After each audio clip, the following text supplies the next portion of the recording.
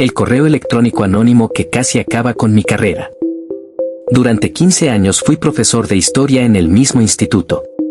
15 años llegando antes que nadie, organizando excursiones, ayudando a estudiantes con problemas familiares, preparando clases extra para los que iban mal y quedándome después de hora para hablar con padres preocupados. Nunca pensé que algo pudiera destruir todo eso.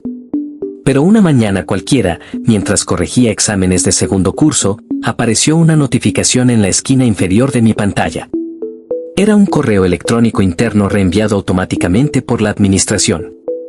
El asunto decía: urgente, posible conducta inapropiada de un miembro del profesorado. Recuerdo perfectamente cómo sentí un vacío en el estómago antes incluso de abrirlo. Pensé que tal vez hablaba de otro profesor. Tal vez un incidente en otro departamento. Pero cuando abrí el mensaje y vi mi nombre completo escrito en el cuerpo del correo, sentí que algo dentro de mí se rompía. El remitente era anónimo. No había firma. No había nombre. Solo una dirección temporal imposible de rastrear a simple vista. El mensaje decía que varios estudiantes se sentían incómodos conmigo, que supuestamente hacía comentarios inapropiados durante las tutorías, que me quedaba a solas con ciertos alumnos demasiado tiempo y que, según el texto, existían situaciones preocupantes que deberían ser investigadas de inmediato. No había una sola prueba. No había fechas. No había nombres. No había testigos. Solo frases cuidadosamente redactadas para activar todas las alarmas posibles. Y funcionó. Porque en cuanto ese correo llegó a los servidores de la administración, dejó de importar quién había sido yo durante 15 años. Dejó de importar mi historial impecable. Dejó de importar que jamás hubiera recibido una queja formal. Dejó de importar que cientos de alumnos y padres pudieran hablar bien de mí. En cuestión de minutos dejé de ser un profesor respetado y me convertí en un posible problema legal. Apenas 20 minutos después de leer el mensaje, llamaron a la puerta de mi aula. 2 personas de administración estaban allí. La subdirectora y el responsable de recursos humanos. Sus caras eran frías. Demasiado ensayadas. Me pidieron que saliera al pasillo. Pensé que quizá iban a pedirme alguna aclaración rápida. Algo informal. Algo que se pudiera resolver en unos minutos. Pero no. Me dijeron que debía acompañarlos inmediatamente. Pregunté por qué. No respondieron.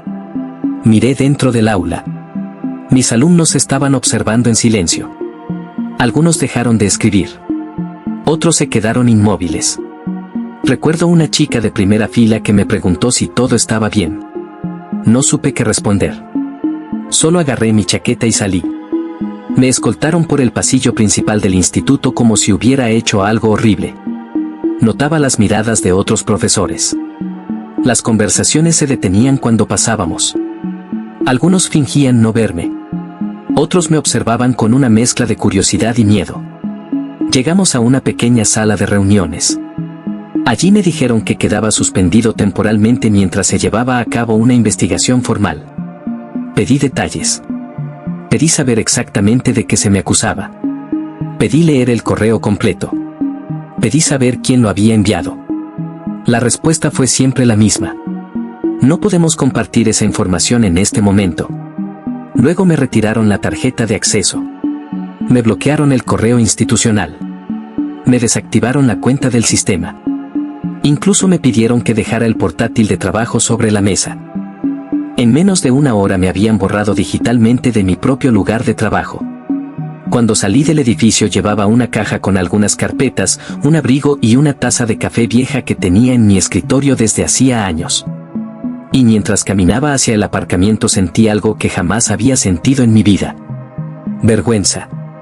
Aunque sabía que era inocente. Los siguientes días fueron un infierno. Nadie me llamaba para explicarme nada. Solo recibía correos automáticos de recursos humanos pidiéndome que preparara cronologías detalladas de mis tutorías, listas de reuniones con estudiantes, registros de entrada y salida, copias de correos antiguos y cualquier documento que pudiera demostrar mi conducta profesional. Era absurdo. ¿Cómo demuestras que no hiciste algo? ¿Cómo demuestras que nunca dijiste una frase concreta si ni siquiera te dicen cuando supuestamente la dijiste? Pasé horas revisando calendarios antiguos, correos, registros de clases, informes académicos y notas de reuniones. Cada minuto de mi carrera empezó a sentirse como una posible prueba en mi contra. Dormía mal. Comía peor. Mi esposa me veía sentado frente al ordenador hasta las 3 de la mañana repasando archivos de hacía 6 años, buscando cualquier cosa que pudiera protegerme. Y mientras tanto, en el instituto, mi nombre circulaba en reuniones privadas a las que yo no podía asistir. Lo sabía porque algunos compañeros empezaron a evitarme. Uno de ellos, con quien había trabajado más de una década, dejó de responder mis mensajes. Otro me escribió algo breve. Espero que todo se aclare. Ni siquiera preguntó si era verdad. Eso fue lo peor.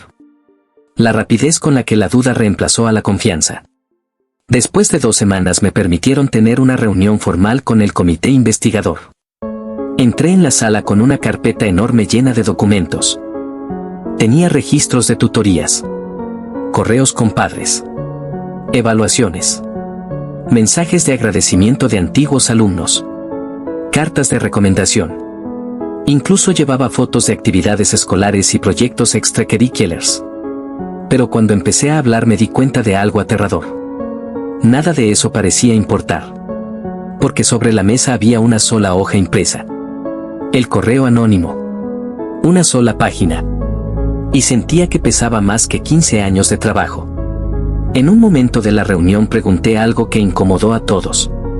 Pregunté cómo era posible que un sistema permitiera acusaciones tan graves sin exigir pruebas mínimas. Pregunté si cualquiera podía crear una dirección falsa y destruir la vida de otra persona. Nadie respondió de forma clara. Solo dijeron que debían tomar todas las denuncias en serio. Y claro que hay que tomarlas en serio. Pero también hay que proteger a los inocentes. Y yo no sentía que nadie estuviera intentando protegerme. Así que decidí hacer algo por mi cuenta. Aunque no soy experto en informática, empecé a investigar el origen del correo. Revisé la cabecera técnica del mensaje. Busqué tutoriales. Leí foros. Aprendí a interpretar direcciones IP parciales, servidores de reenvío y marcas horarias. Pasé noches enteras intentando reconstruir el camino digital del mensaje. Y poco a poco empecé a notar algo extraño. Aunque el remitente había usado un servicio temporal, había cometido un pequeño error. En una de las cabeceras del correo aparecía una sincronización automática con una cuenta secundaria. No mostraba un nombre completo, pero sí parte de un usuario. Era una combinación de letras y números que me resultaba extrañamente familiar. Seguí investigando. Busqué esa misma combinación en foros escolares, plataformas antiguas y bases de datos públicas. Y finalmente apareció. Pertenecía al hermano mayor de un antiguo alumno al que yo había suspendido 2 años antes por plagio repetido. Recordé perfectamente aquel caso. La familia había montado un escándalo enorme. Me acusaron de tener algo personal contra el chico. Amenazaron con denunciarme. Pero nunca pasó nada porque existían pruebas claras del plagio. Hasta ahora. Llevé toda la información a mi abogado. Él consiguió que un especialista revisara las cabeceras del correo y confirmara que existían coincidencias suficientes para cuestionar la validez del anonimato. Por primera vez desde que todo empezó sentí que tenía una oportunidad. La administración ya no podía fingir que el correo era una denuncia neutral y espontánea. Ahora existía un posible motivo. Una venganza. Y cuando esa posibilidad apareció sobre la mesa, el tono de las reuniones cambió por completo. De repente querían resolver el asunto rápido. De repente hablaban de malentendidos. De repente reconocían que no existían pruebas reales contra mí. 3 semanas después recibí una carta oficial. Decía que la investigación había concluido. Que no se había encontrado evidencia de conducta inapropiada. Que quedaba completamente exonerado. Y que podía reincorporarme inmediatamente. Recuerdo quedarme mirando esa carta durante varios minutos. Pensé que sentiría alivio. Pensé que lloraría. Pensé que celebraría. Pero no sentí nada. Solo un enorme vacío. Porque sí, oficialmente había ganado. Pero algo dentro de mí ya estaba roto. Volví al instituto una semana después. Los pasillos eran los mismos. Las aulas eran las mismas. Mi escritorio seguía igual. Pero nada se sentía igual. Algunos compañeros me recibieron con abrazos. Otros evitaron mirarme. Y hubo personas que jamás volvieron a tratarme de la misma manera. Lo más duro fue entrar otra vez al aula y sentir que, aunque mis alumnos me sonreían, una parte de mí ya no confiaba en nadie. Empecé a documentarlo todo. Cada tutoría. Cada conversación. Cada correo. Cada reunión. Nunca más me quedé a solas con un estudiante sin dejar constancia. Nunca más confié en que mi reputación hablaría por sí sola. Porque entendí algo terrible. En la era digital, una sola frase enviada desde el anonimato puede destruir años de esfuerzo. Un simple botón de enviar puede activar protocolos, sospechas y rumores imposibles de detener. Y aunque al final logres demostrar la verdad, hay daños que no desaparecen. La confianza rota no vuelve fácilmente. La ansiedad no desaparece de un día para otro. Y el miedo a que vuelva a ocurrir se queda contigo para siempre. Por eso cuento esta historia. No para dar lástima. No para generar miedo. Sino para recordar algo que mucha gente olvida. Tu huella digital importa. Guardar pruebas importa. Documentar tu trabajo importa. Porque hoy en día ya no basta con ser inocente. También tienes que ser capaz de demostrarlo. Si habéis vivido algo parecido o conocéis a alguien que esté pasando por algo así, dejadlo en los comentarios. Aquí no se juzga. Nos vemos en el próximo video.